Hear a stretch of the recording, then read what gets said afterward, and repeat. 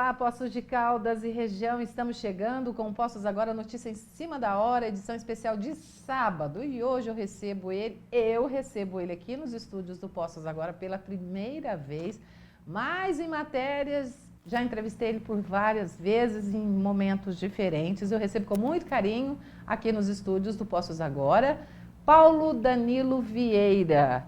Vou falar Paulo. Foi uma coisa mais informal, porque a gente se conhece há bastante tempo, né, seu Paulo, né? Sim.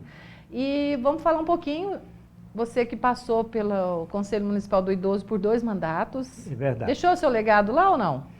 Eu acho Primeiramente, que seja muito bem-vindo, muito obrigado por aceitar o convite, para a gente bater um papinho, falar um pouquinho sobre a condição do idoso em Poços de Caldas e outras questões relacionadas aos idosos, né, seu Paulo? Que o senhor trabalha tanto, né? Luta pela causa e a gente sabe tanto que é difícil, né? Às vezes alertar, chacoalhar as autoridades para que tenham mais políticas públicas em Poços de Caldas e que elas sejam efetivadas. Mais sensíveis, né? Exatamente. Eu tive a honra de presidir o Conselho Municipal do Idoso, por 2 mandatos, e participei do Conselho por 6 anos.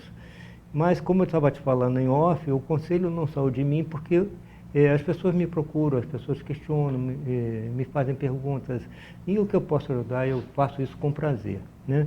Nossa cidade, a gente estava falando de números um pouquinho antes, nossa cidade hoje tem 31 mil idosos. 31 mil idosos corresponde a quase 20% da nossa população com mais de 60 anos. É um número extremamente expressivo. Eu dizia a você que as autoridades estão começando a tomar ciência desse número. Até porque, na última eleição, Lute, nós tivemos o menor índice de abstenção da população Verdade. idosa. Os idosos fazem questão de levantar cedo, garantir o seu voto, não é mesmo? E são pessoas conscientes, pessoas que já são vividas, pessoas que têm um olhar diferenciado, não é verdade? Todos sabem que o idoso tem um voto facultativo a partir de 70 anos, mas eles fazem questão absoluta de exercer a cidadania. E eu falei isso muito em redes sociais, porque eu entendo da seguinte forma: eu nunca deixei de votar. Eu voto estou com 71 anos. Eu voto desde os 18, então são mais de 50 anos nessa estrada. Então o que acontece? Eu nunca deixei de votar por uma simples razão. Se eu não escolho, alguém vai escolher por mim. Sempre pensei dessa forma. Então, depois não pode reclamar. Exatamente. Então eu fiquei muito contente quando eu vi que das últimas eleições foi um menor índice de abstenção. O governo federal, na época, incentivou, na minha visão, mais o primeiro voto, que é o voto do adolescente, de 16 a 18 anos, e não incentivou o suficiente o voto da pessoa idosa. Mas a pessoa idosa, como você falou, é totalmente consciente. E são pessoas que ajudaram a desenvolver o nosso país, que já tem uma história, não é? Exatamente. Se chegou com essa idade é porque muita coisa ela já fez por nós. Falando da nossa cidade hoje tem esse número tão expressivo que os vereadores têm me procurado, alguns deles propondo políticas públicas, conversando comigo sobre políticas públicas, e isso é muito bom. Então eles já estão se movimentando nesse sentido. Porque a nossa cidade, Lúdia, com 31 mil idosos, tem mais idosos do que a maioria da população dos 853 municípios mineiros. Porque você sabe que a grande maioria das cidades mineiras tem abaixo de 20 mil habitantes. Então nós temos mais idosos na nossa cidade do que a população das cidades mineiras. Então isso traz um peso muito grande. É responsabilidade nossa, né? Então, nós temos hoje, até onde eu pude pesquisar, eu posso estar errado, até onde eu pude pesquisar, nossa cidade ela tem o maior número de idosos per capita do Estado. Como nós temos hoje a segunda rede hoteleira do Estado, nós temos mais idosos na nossa cidade do que E uma curiosidade também, a nossa cidade é turística.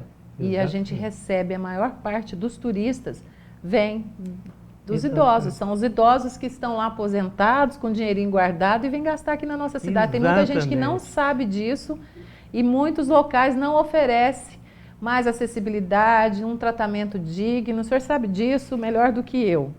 E olha, tem gente que vem de fora, de longe, viu? De outros estados, pessoas idosas, grupos de idosos que vêm gastar aqui na cidade. E eu fico tão feliz porque eu falo, poxa, Porque tem muita gente que fala assim, ah, mas a cidade envelheceu. Eu ouço muito, viu, seu Paulo? Nossa, a cidade envelheceu, a cidade não avança. Eu falei, gente, como que não avança? A gente tem vários públicos, a gente tem o potencial de atender todos os públicos, desde universitários, não é, seu Paulo? A gente tem aí comércio, indústria, a gente tem as faculdades. Exatamente. Né? Os Eu diria a serviços, você que a nossa os cidade ela é restaurantes, referência, Lute, em vários aspectos. Né?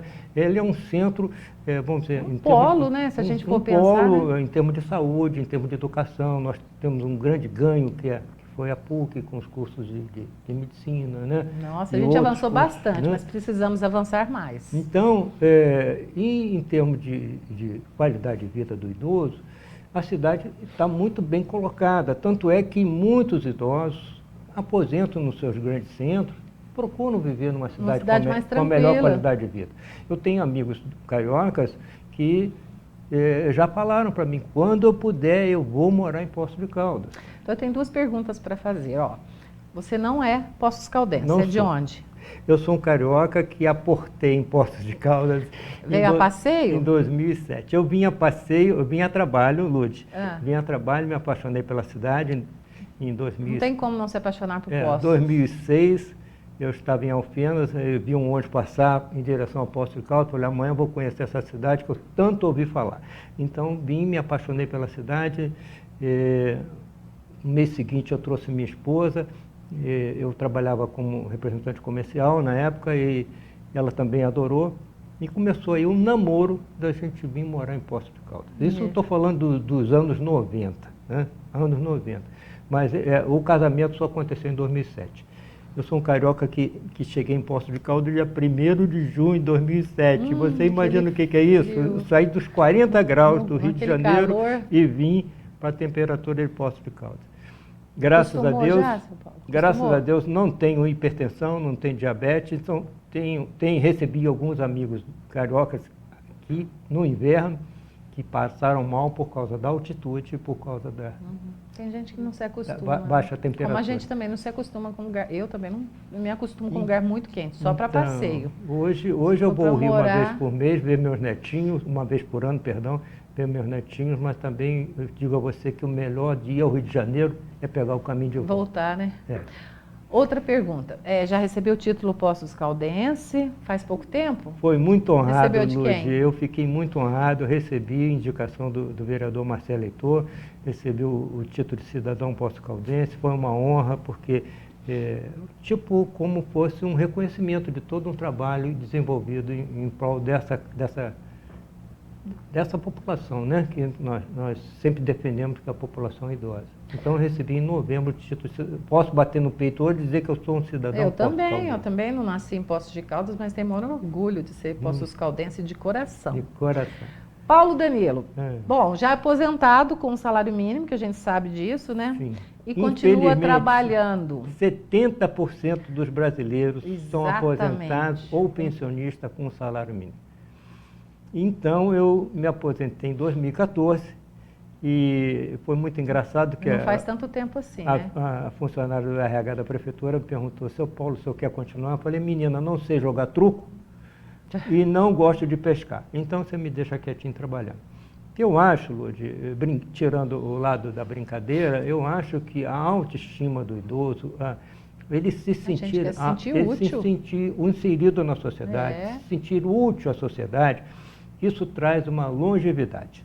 Com certeza. Eu nunca ouvi falar que alguém morreu de trabalhar. A pessoa morre de infarto, de coração, ou qualquer outra intercorrência, mas de trabalhar, não. Então, eu pretendo trabalhar até onde Deus permitir. Então, arroz secar. Exato. Hoje você trabalha onde?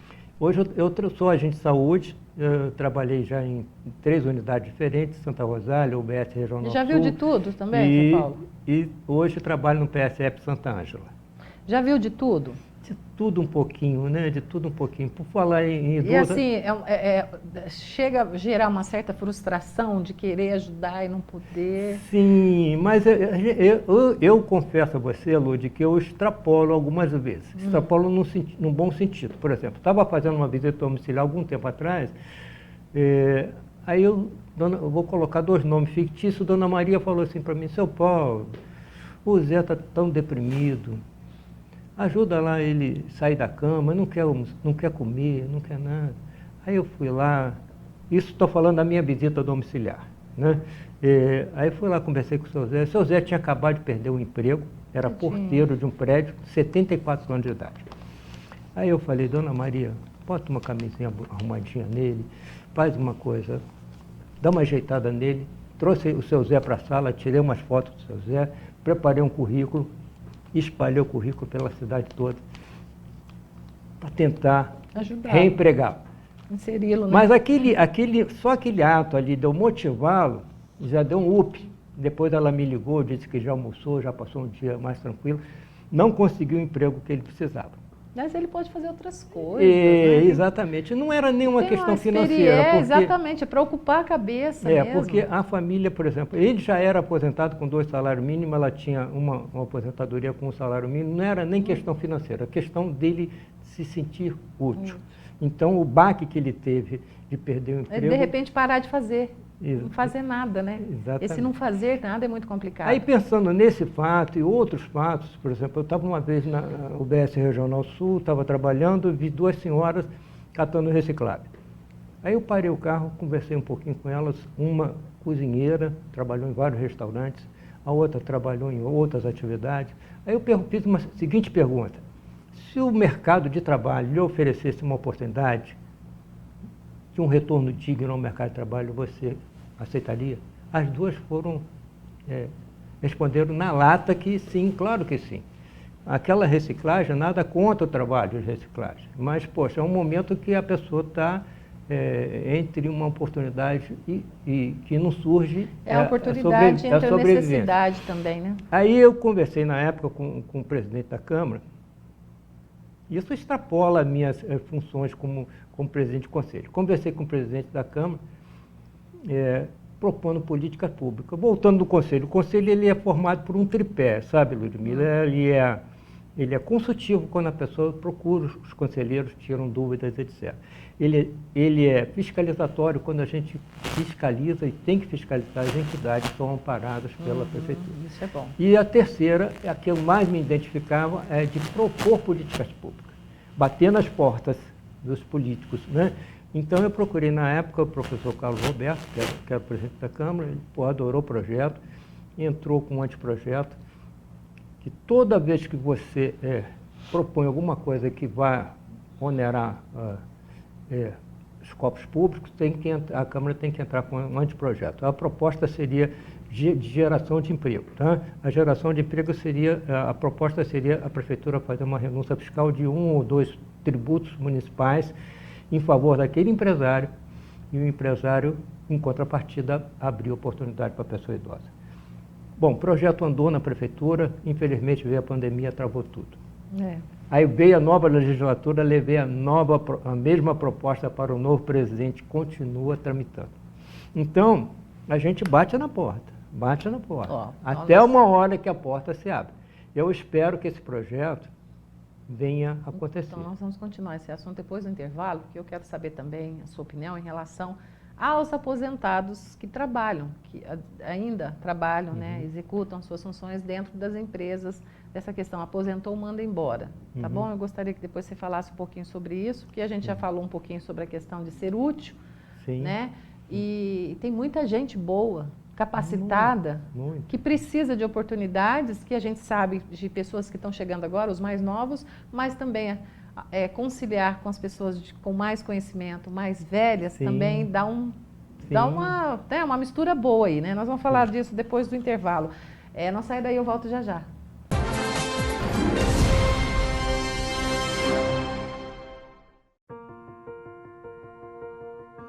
Por um momento você fala, eu também queria viver aqui, eu também queria morar aqui, eu também queria ter essa tranquilidade. Sem contar os lugares, né, que a gente viu, os lugares que a gente viveu. Eu vi em Caldas lugares que eu jamais vou esquecer. As pessoas que moram em Caldas têm algo que é difícil se encontrar por aí. Eu tenho que confessar, Caldas me conquistou.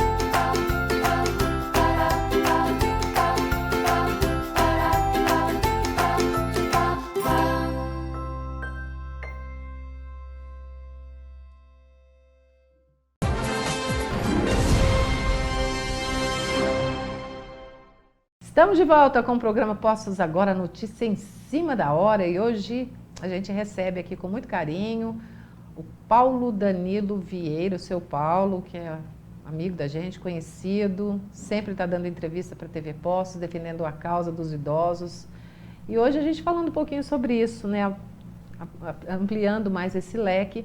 Eu fiz uma pergunta para o senhor no primeiro bloco, falando sobre a questão, o senhor é aposentado com salário mínimo e continua trabalhando, é servidor público. Sim. E o senhor gosta, a gente sabe disso, né? É assim, dá para ver pelas movimentações, pela forma que você trata as pessoas que chegam até você no seu local de trabalho, mas nem todo mundo tem essa oportunidade de aposentar e continuar trabalhando, executando. E tem muita gente que gosta do que faz. Sim. Então, assim, tinha que ter um meio termo, né? Uma balança, trazer um pouco essa garotada, essa juventude que está chegando agora, mas também deixar as pessoas que têm um pouco mais de experiência para dividir esse conhecimento. É tão bom somar conhecimento. Exatamente. Eu acho que essa relação intergeracional, né? A palavra correta seria essa. Por exemplo, eu sou hoje o agente de saúde, Ludi, com mais idade de atuação em todo o estado de Minas Gerais. É mesmo? Até onde eu consegui pesquisar, eu pesquisei, cheguei a esse dado. O servidor público aposentado, ele pode continuar no serviço público até os 75 anos, porque eu me aposentei antes da reforma previdenciária. E a reforma previdenciária em 2019 teve um fato lamentável que... Foi um retrocesso para a gente como trabalhador. Foi um retrocesso muito grande porque o trabalhador ganhou como prêmio uma exoneração, ou seja, do serviço público, né? Estou falando Mas a gente falando de serviço público, imagina o setor privado então, né? Como é mais difícil, né? Porque o serviço público, se a gente olhar, ainda tem uma certa garantia, que se ele presta seu concurso, você tem, né? Se você não fizer nada de graça, você continua. Agora, o setor privado é complicado, né? Exatamente. Não tem garantia nenhuma.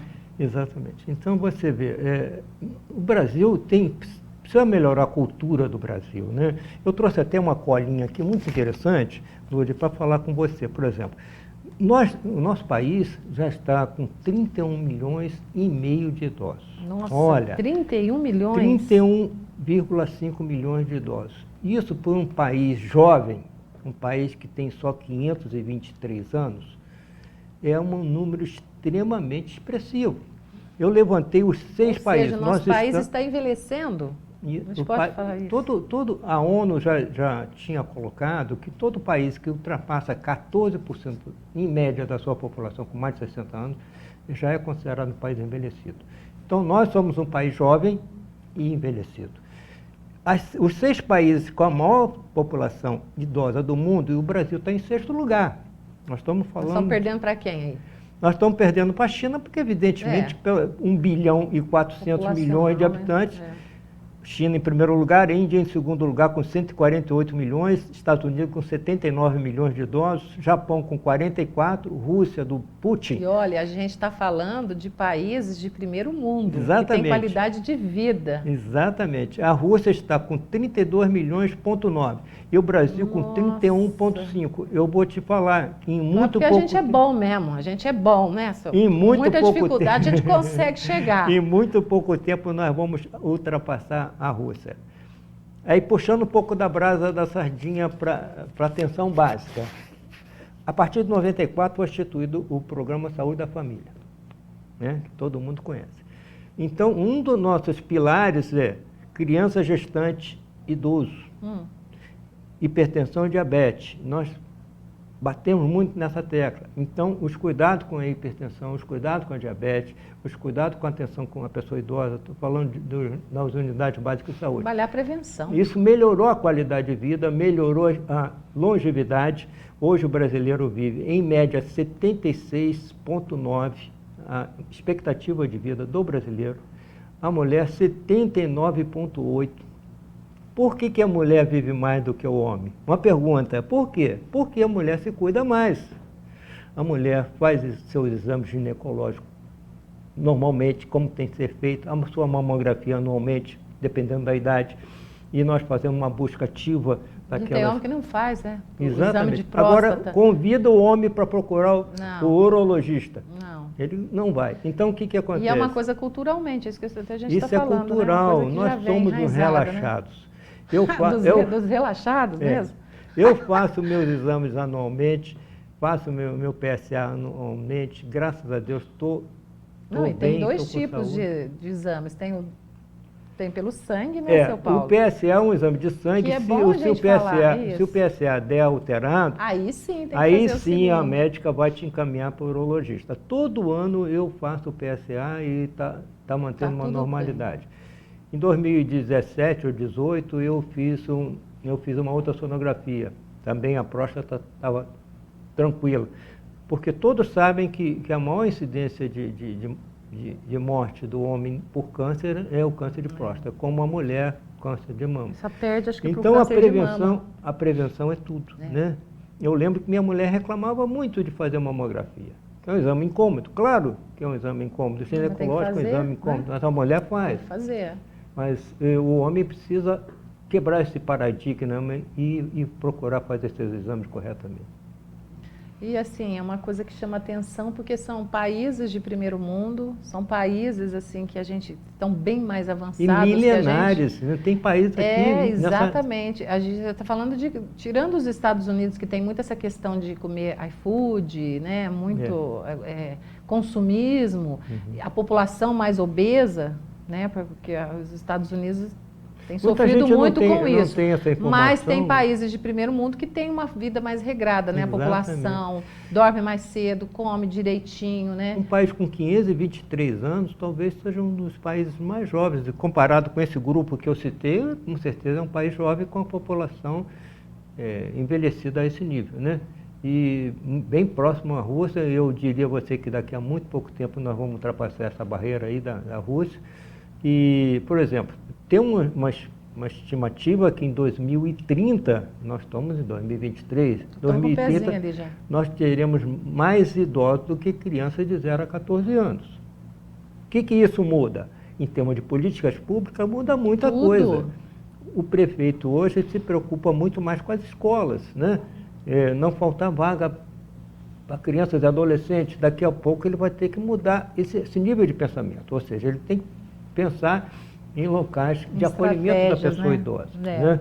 Não só lugar para acolher os idosos, mas lugares também que proporcionam qualidade de vida, não é? Porque tem que ser, você tem que envelhecer com qualidade de vida. Eu adoro essa cidade e luto por isso. A nossa cidade, Lúdia, eu penso que ela tem toda a possibilidade de se tornar uma referência para o Estado e para o país. Precisa, sim, a consciência do nosso governante nesse sentido. Ou seja, a cidade precisa de muita coisa, sim, evoluiu muito, sim, mas precisa de muito mais acessibilidade, precisa de muito mais Então, rapidinho, condições. seu Paulo, que você viu o tempo rapidinho aqui, né, o nosso bate-papo. O que a gente conseguiu avançar aqui falando de políticas públicas? Em políticas públicas a gente tem bastante coisa, por exemplo... Vagas, para idosos, na área central, na área da cultura, na área do esporte. A Secretaria de Esporte faz muita atividade com as pessoas idosas, né? Mas ainda precisa ser na saúde, principalmente na saúde. A saúde, agora com a proposta da Secretaria Municipal de Saúde, da Saúde Fila Zero, todos nós esperamos que aqueles exames... Transporte coletivo melhorou também? Transporte coletivo, todas as pessoas que eu conheço, que nos visitam... Remédios, né, também, que era uma grande dificuldade, né? Mas ainda tem que avançar muito ainda. Tem que avançar muito. Você tem uma ideia, a melhor cidade em qualidade de vida para idosos, até 100 mil habitantes, é a nossa vizinha, São João da Boa Vista. São João da Boa Vista? E no Brasil, acima de 100 mil habitantes, a melhor cidade em qualidade de vida para o idoso e para a população em geral é Maringá, no Paraná. E Poços de Caldas não consta nessa relação, na verdade, nenhuma cidade mineira consta nessa relação. É muito triste, porque a gente recebe tantos visitantes da e você tocou, se tiver um tempinho, eu quero tocar num aspecto importante. Turismo. Estamos terminando, mas dá tempo. O turismo, para mim, foi um dos maiores saltos de qualidade dos últimos anos na nossa cidade, a terceirização dos pontos turísticos.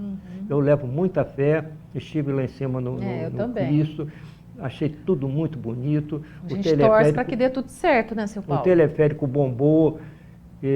Eu acredito que todos os pontos turísticos, quando estiverem funcionando, vai ser ótimo. Eu tive uma oportunidade de mandar uma pergunta aqui, via programa William de Oliveira, Hora da Verdade, que ele entrevistou o Marcos Carvalho Dias. Eu propus o seguinte: a criação do Guia Turístico Sênior. Que seria essa ideia? Guia do turístico sênior seria aquela pessoa, aquele idoso ou idosa, bem vestido, conectado, bem comunicativo, com conhecimento daquele ponto turístico, história da cidade. Isso também eu já bato na tecla há bastante tempo. Porque chegam os visitantes aqui, às vezes a pessoa pergunta alguma coisa para... Não sabe. A gente não sabe da história de Poços de Caldas, é lamentável. Então, se você pega um guia turístico de 19 anos para cuidar de um grupo de idosos, primeiro que o grupo de idosos não vai acompanhar o passo dele. Segundo, que não vai haver a figura mais importante na minha visão, que é a figura da empatia. Vamos falar na mesma língua. Então, o senhor Marcos Carvalho Dias gostou muito da ideia. Eu acredito e torço por isso, que ele implante essa figura do guia turístico sênior na nossa cidade. Foi uma proposta que eu levei registrado aqui, a gente vai comentar várias vezes. E ele também acha que pode ser uma boa. Então, é uma forma também de gerar emprego. Ou seja, eu no passado já tinha levantado isso.